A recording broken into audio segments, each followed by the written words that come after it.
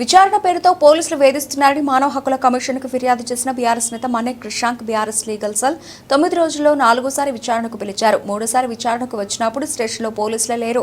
Group 1 పరీక్షల్లో 900 మార్కులు ఉంటే కొందరు అభ్యర్థులకు 2 మార్కులే వచ్చాయి.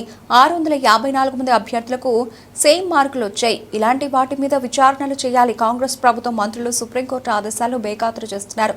పోలీసులు కాంగ్రెస్ కార్యకర్తల్లా పనిచేస్తూ అక్రమ కేసులు పెట్టి బీఆర్ఎస్ కార్యకర్తలు వేధిస్తున్నారన్నారు బీఆర్ఎస్ సోషల్ మీడియా ఇన్ఛార్జ్ మన్నే క్రిషాంక్.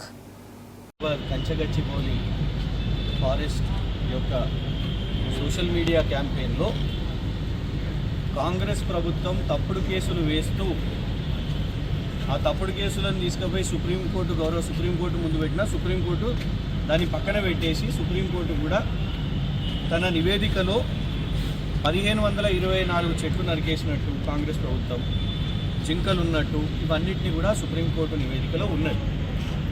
కానీ ఇప్పటికీ కూడా కాంగ్రెస్ ప్రభుత్వం కాంగ్రెస్ మంత్రులు సుప్రీంకోర్టును కూడా తప్పుపడుతూ ఇవాళ సుప్రీంకోర్టును కూడా బేఖాతరు చేస్తూ ఇక్కడున్న రాష్ట్రంలో సోషల్ మీడియాలో ఎవరెవరైతే ఆ పర్యావరణ దృష్టితో ఆ కోణంతో సామాజిక మాధ్యమాల్లో ఎవరమైతే సోషల్ మీడియాలో దాని మీద చేసినామో వేధిస్తూ కేసులు వేస్తూ మమ్మల్ని అధికారులను ఎవరిని కూడా వదులుతలేరు. ఏప్రిల్ 9న రమ్మన్నారు గచ్చిబౌలి పోలీస్ స్టేషన్కి. మొదటిసారి 4 కేసులు వేసారు, తప్పుడు కేసులు. ప్రకాష్ రాజ్ గారిది ఎందుకు రీట్వీట్ చేసారు, కేటీఆర్ గారిది ఎందుకు రీట్వీట్ చేసారు, వాళ్ళది ఎందుకు రీట్వీట్ చేసారు, ఈ డ్రోన్ విషయాల్స్ ఎక్కడికి వెళ్ళి వచ్చినాయి, ఇవన్నీ ప్రశ్నలు అడిగారు. 66 ప్రశ్నలు అడిగారు. ఏప్రిల్ 9న అడిగారు. రాత్రి వరకు అక్కడనే ఉండి సమాధానం చెప్పి వచ్చినాం.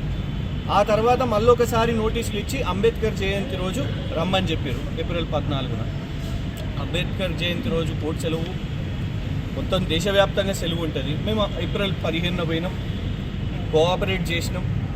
ఆ రోజు కూడా ఉదయం పోయి రాత్రి వరకు అక్కడనే ఉన్నాం.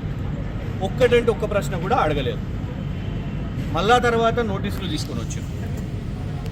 మళ్ళా తర్వాత రండి అని చెప్పారు. మళ్ళా చూస్తే శుక్రవారం గుడ్ ఫ్రైడే రోజున, ఆ రోజు కూడా కోర్టు సెలవులు. పదే ఇలా నోటీసులు ఇచ్చుకుంటూ పోలీస్ స్టేషన్కి రప్పించుకుంటూ పోనీ అక్కడ ఏమన్నా విచారణ నిజంగానే చేస్తారా, ఏమన్నా అడుగుతారా అనంటే కేవలం ఉట్టిగానే కూర్చోబెట్టు. అక్కడికి పోయిన తర్వాత కూడా మొన్న శుక్రవారం రోజున కూడా మొత్తం కూర్చోబెట్టుకొని రాత్రికి మా న్యాయవాదులు అందరూ కూడా 5 నిమిషాలకు ఒకసారి అడిగినేమన్నా అడగండి, ప్రశ్నలు ఏమన్నా ఉంటే దర్యాప్తు విచారణ కోసం అపియరెన్స్ కోసం పిలుస్తున్నారు కదా, ఏమన్నా అడగండి అని అంటే 5 నిమిషాలు అని చెప్పి ఆ రోజు పోలీస్ స్టేషన్లో ఎవ్వరు కూడా లేకుండే. సిఐ ఎస్ఐలు అందరు కూడా ఒక పాటల పోటీయో ఏదో కాన్సర్ట్ ఉంటే అందరు కూడా అక్కడికి పోయిండ్రు. మళ్ళా రాత్రి నోటీస్ ఇచ్చారు. ఏప్రిల్ 23న 4సారి రావాలని. 9 రోజుల్లో ఇదెక్కడ విచారణ? 1000 కోట్లు దోచుకున్న వాళ్ళని కూడా, బ్యాంక్ ఫ్రాడ్ వాళ్ళని కూడా ఇన్నిసార్లు విచారణ చేస్తలేరు కావచ్చు.